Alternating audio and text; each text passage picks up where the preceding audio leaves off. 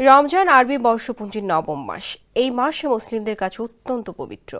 এই মাসেই ফরজ রোজা পালন করে মুসলমানরা। রমজান মাসে সূর্যোদয় থেকে সূর্যাস্ত পর্যন্ত পানাহার ও খারাপ কাজ থেকে বিরত থেকে রোজা পালন করা হয়। এটি আত্মশুদ্ধি ও আল্লাহর সন্তুষ্টি অর্জনের মাধ্যম।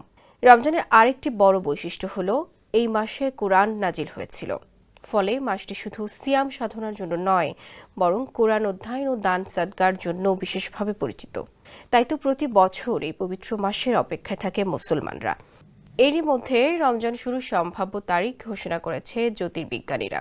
তারা বলেন, আগামী 2026 সালের পবিত্র রমজান মাস শুরু হতে পারে 18 ফেব্রুয়ারি বুধবার।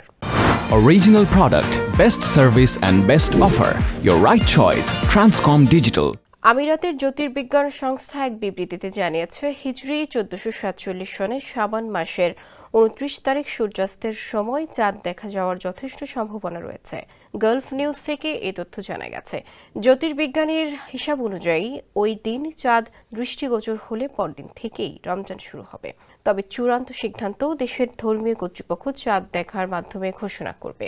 শেষ পর্যন্ত রমজান শুরুর তারিখ দেশে দেশে কিছুটা ভিন্ন হতে পারে, যা স্থানীয় চাঁদ দেখার পদ্ধতির উপর নির্ভর করে।